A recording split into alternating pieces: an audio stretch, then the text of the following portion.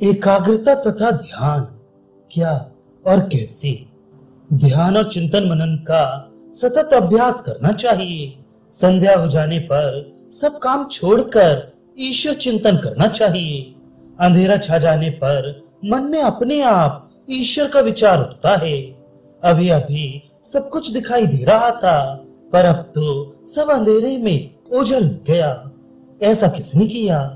इस तरह के विचार आते हैं। इसलिए संध्या के समय सब काम छोड़कर उन्हें पुकारना चाहिए। देखा नहीं मुसलमान लोग कैसे सब काम छोड़कर ठीक समय पर नमाज पढ़ते हैं। अगर सरसों के पुड़िया में से एक बार सरसों के दाने बिखर गए तो फिर उन्हें चुनकर इकट्ठा करना जिस प्रकार दूभर हो जाता है, उसी प्रकार मनुष्य का मन यदि एक बार संसार के विषयों में बिखर जाए तो फिर उसे समेटकर एकाग्र करना दूभर हो जाता है। ध्यान मन में, वन में या कोने में करना चाहिए। प्रथम अवस्था में निर्जन स्थान में जाकर एकाग्र चित्त से ईश्वर चिंतन करना चाहिए, नहीं तो मन में नाना विक्षेप आते हैं। दूध और पानी को यदि एकत्र कर दो तो दूध पानी में मिल जाएगा, परंतु यदि उसी दूध का निर्जन में मक्खन बना लो तो वह पानी में उतराता रहेगा, मिलेगा नहीं। इसी तरह साधन अभ्यास के द्वारा चित्त की एकाग्रता प्राप्त कर लेने पर मनुष्य चाहे जिस परिस्थिति में रहे, उसका मन उससे ऊपर उठकर ईश्वर में ही लीन रहता है। श्री रामकृष्ण कभी कभी अपने शिष्यों से कहा करते, ध्यान आरंभ करने के पहले एक बार अपनी ओर दिखाते हुए कहते, इसका चिंतन कर लिया करना। ये क्यों कहता हूँ जानते हो? क्योंकि इस पर तुम लोगों का विश्वास है, इसलिए इसके बारे में सोचते ही भगवान की याद आ जाएगी। जैसे गौओं के झुंड को देखते ही चरवाहे की बात याद आती है, वकील को देखते ही अदालत कचहरी की बात याद आती है, बेटे को देखते ही उसके बाप की याद आती है, वैसे ही ईश्वर की याद आएगी।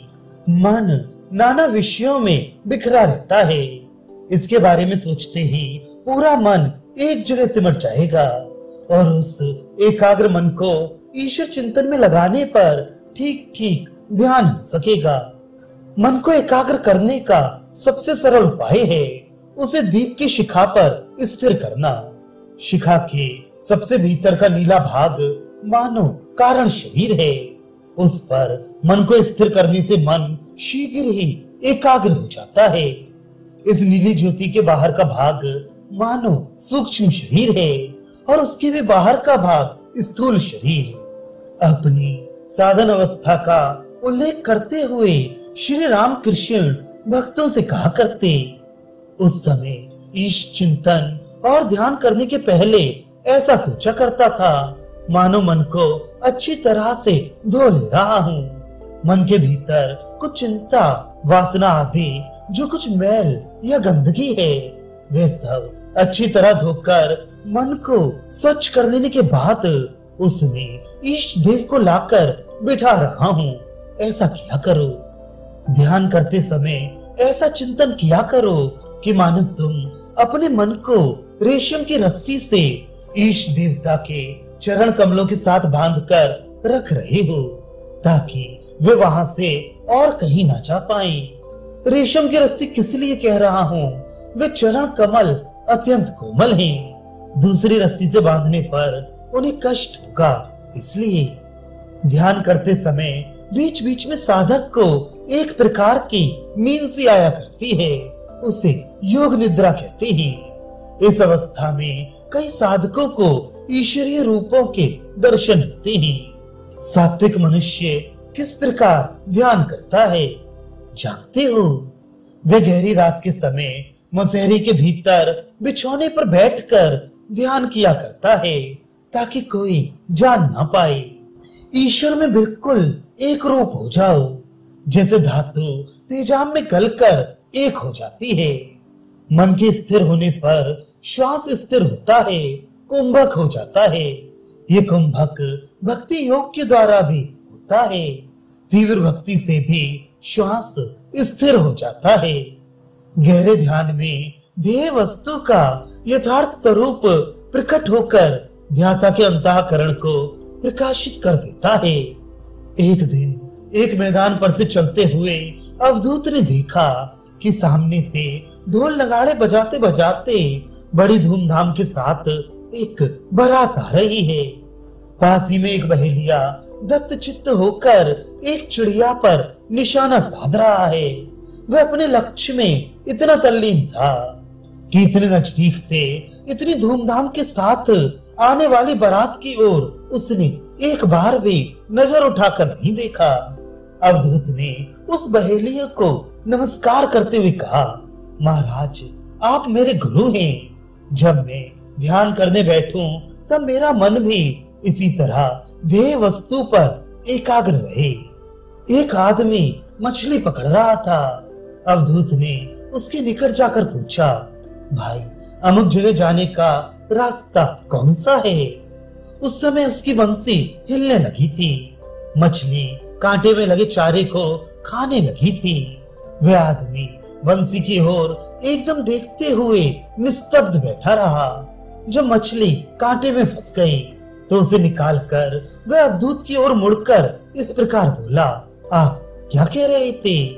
अवधूत ने उसे प्रणाम करते हुए कहा, आप मेरे गुरु हैं। जब मैं परमात्मा के ध्यान में बैठूं तब मैं इसी तरह कार्य सिद्ध हुए बिना दूसरी ओर ध्यान न दूं।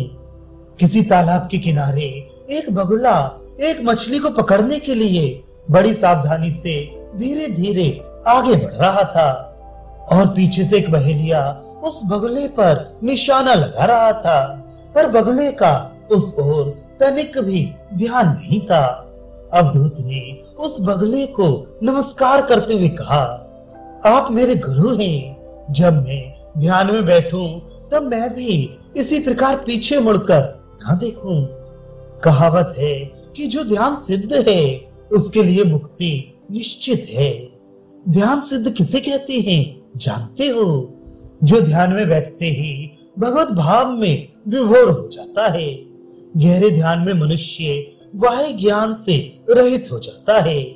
ध्यान में इतनी एकाग्रता आ जाती है कि दूसरा कुछ भी दिखाई सुनाई नहीं देता, यहाँ तक कि स्पर्श का भी बोध नहीं रहता।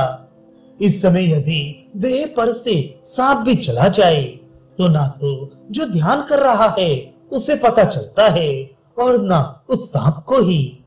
जो ध्यान करते समय इतना मग्न हो जाता है कि सिर पर चिड़ियों के बैठने पर भी समझ नहीं पाता, वही ठीक ठीक ध्यान करता है। ध्यान गहरा होने पर इंद्रियों के सभी कार्य बंद हो जाते हैं। मन की बहिर्मुख वृत्ति एकदम रुक जाती है, मानो घर का बाहरी दरवाजा बंद हो गया है। इंद्रियों के पांचों विषय शब्द, स्पर्श, रूप, रस, गंध बाहर पड़े रह जाते हैं। पहले पहल ध्यान के समय इंद्रियों के सब विषय सामने आते हैं, परंतु ध्यान के गंभीर होने पर वे फिर नहीं आते, बाहर पड़े रहते हैं। तुम चाहे जिस मार्ग से जाओ, मन के स्थिर हुए बिना योग नहीं होता। मन योगी के वश में होता है, योगी कभी मन के वश में नहीं होता।